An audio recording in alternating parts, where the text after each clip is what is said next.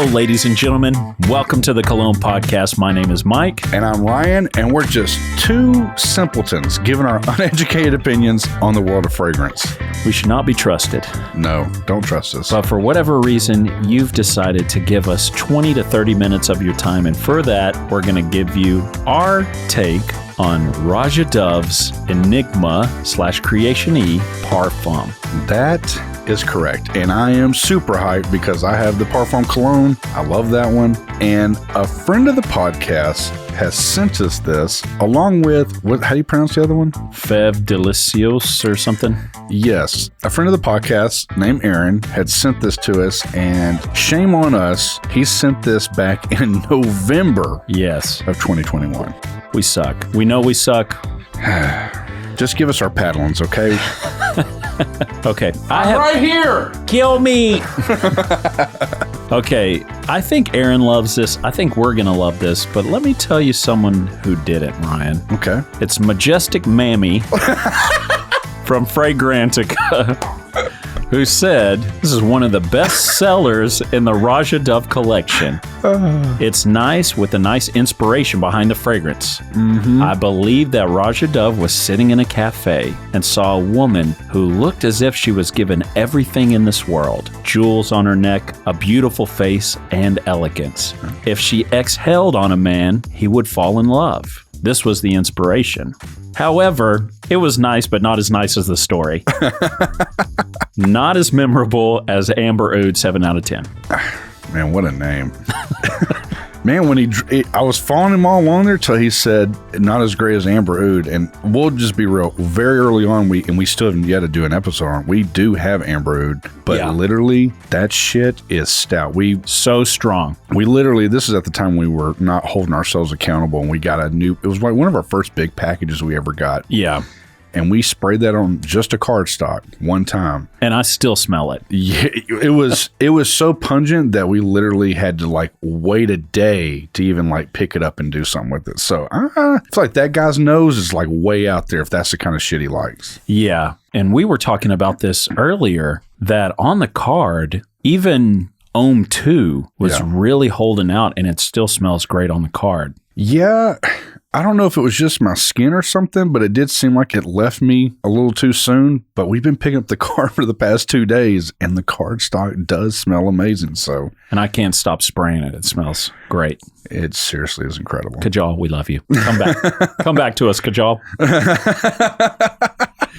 All right. We're going to get into Enigma Parfum. Yes. But first, let's go back in time to our friend Ode Johnny's Vert d'Encens or whatever. Oh my God. He butchered it, everybody. I did. What was it? Vert d'Encens. Roll the music, Todd. Yeah. One night stand review. Well, Ryan, after waking up again in Tom Ford's palatial palace and stepping on his pre-warmed tile floors and walking out of there, how'd you feel? I don't know if you meant to call me Ryan or if you're talking to yourself. Oh my God, did I call you Ryan? You did. Look, if anybody was under the impression that Ryan isn't the most self-serving, self-absorbed man on earth, that should have just said it right there. What are you gonna do with it, Ryan? Well, hell, Ryan. I felt like we were both really shocked, actually, afterwards. Yes. To be real, it was a little rough here in the studio. Yeah, it still smelled good, but compared to the dry down, which was incredible. Yes. We were shocked because it was rough. But one thing I was shocked about first is the longevity of this fragrance. Yeah. Went on forever. Which is usually not Tom Ford's MO almost, stuff, right? Yeah. And the dry down smelt great. God, it smelled so good. It's like polar opposite of the opening. Yeah, the opening really had that raw earth sort of smell Yeah. to it, plus kind of the pine and like almost the dried fruit stuff. But then the dry down smell, just a masculine clean. And soft. It was so soft. God, it was good. Yeah, so that is one you really do have to sample. Yeah, now I would stand behind that. It's at least a sample. It may be for somebody. I'll have to say, maybe that's the experience you get with red tobacco. Mike fucking hates the opening. He can't even get past it. I much prefer this opening to red tobacco. I don't think this is as harsh as red tobacco in the opening. But man, it does dry down to something nice. And so, yeah, it's a sample for sure. Yeah, you need to get on it. All right, there's our one night stand review of Vert. Yeah, that was great. All right, let's get into the scent of the day, Ryan. You told me that I could get the first spray. That's right, you can. Okay, so we're going to do it. Enigma Parfum.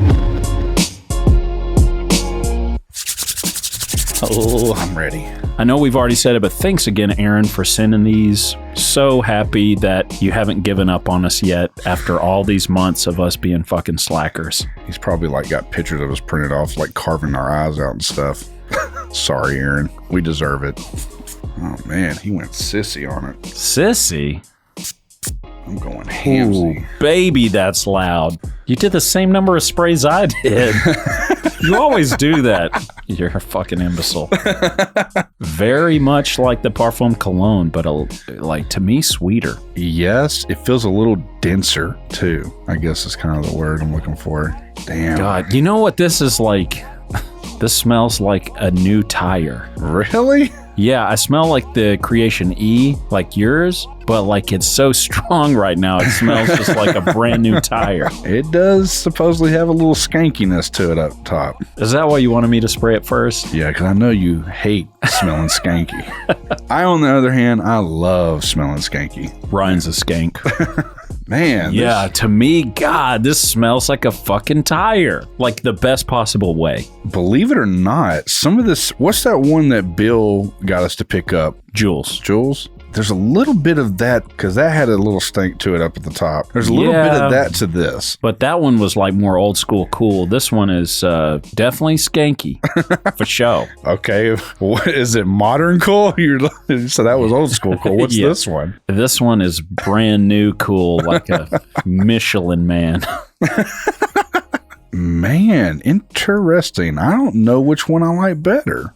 I think I might like the Parfum Cologne a little better. Yeah, I'm kind of with you on that. Well, to be determined, because the dry down could be Ridiculous. mo juicy. God damn.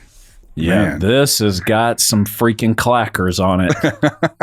Well, I'll tell you this much. When it came out the gate, I guess that's when Roja was just kind of starting his line, because this came out a couple years after he started Roja Parfums. So it didn't trend well at all until about the middle of pretty much 2020. If you remember around then too, a lot of people were pushing that Parfum Cologne. Yeah. So it might have got some extra traction. Well, oh, this is built off of something else, you know. But it trends hard now. And these are I believe these are what, 50 mLs, and they're like $4.85 at the time right now. Oh, you're talking about the parfums? Yeah. I think they're always 50 ml, right? Pretty much. And just a word to everybody. I don't know. I can't remember what specific date it changes, but he's announced he's upping his prices.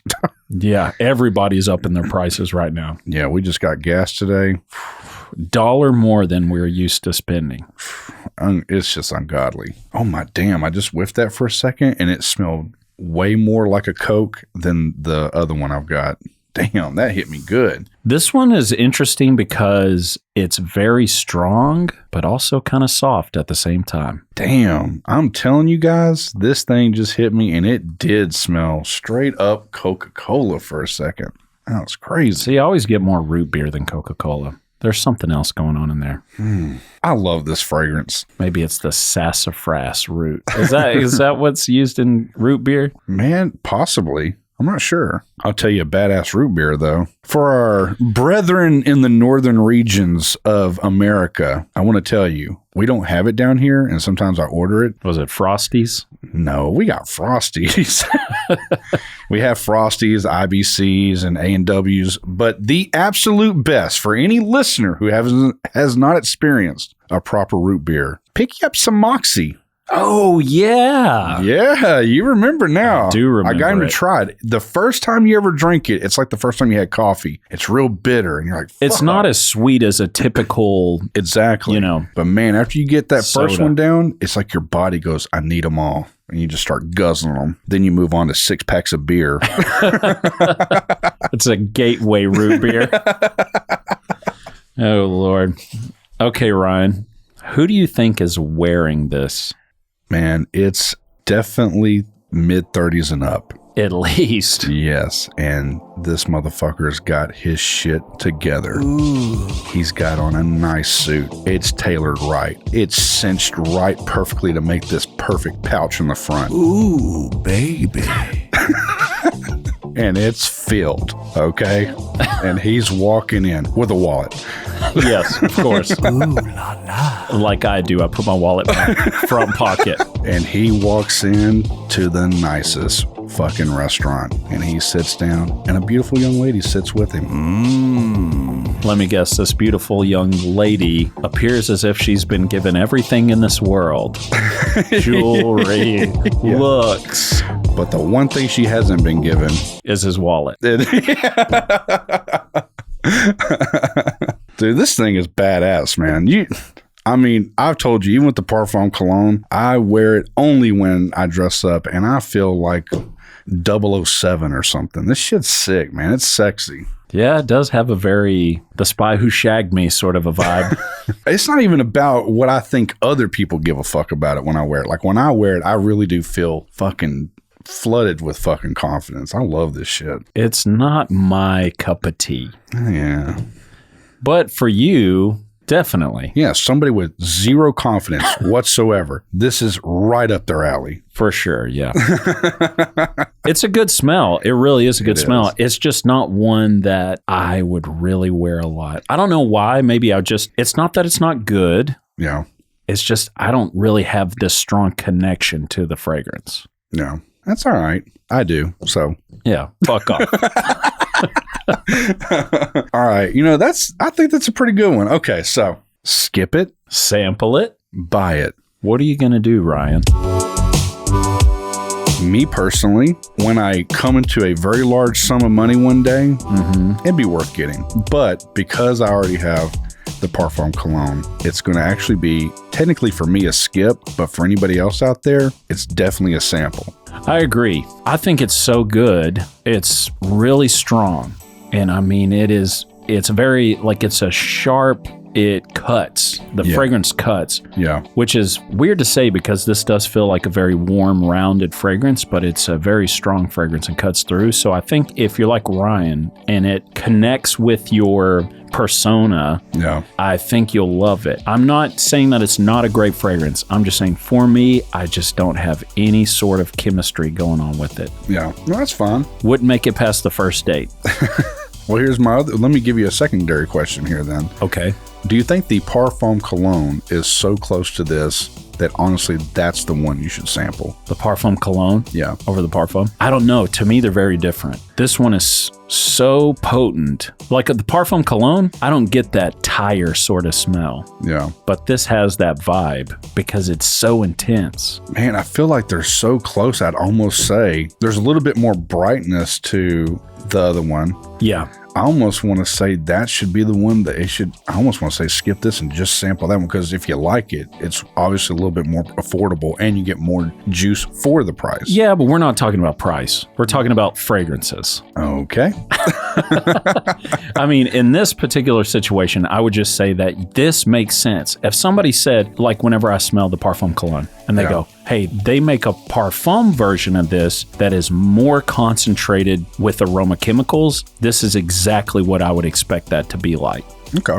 You know what I mean? Sometimes we smell the parfum version of one. Actually, I got a voice message from Steve this morning, and he was just listening to the Y EDP, and he said he's been wearing the Y Parfum and that we should check it out. Okay. I didn't even know there was one. Yeah, I think it's on the newer side. Okay. But I know that in the past we've smelled designer fragrances, and when we've smelled the parfum version, we've been kind of like, this doesn't really even smell like the thing that I like.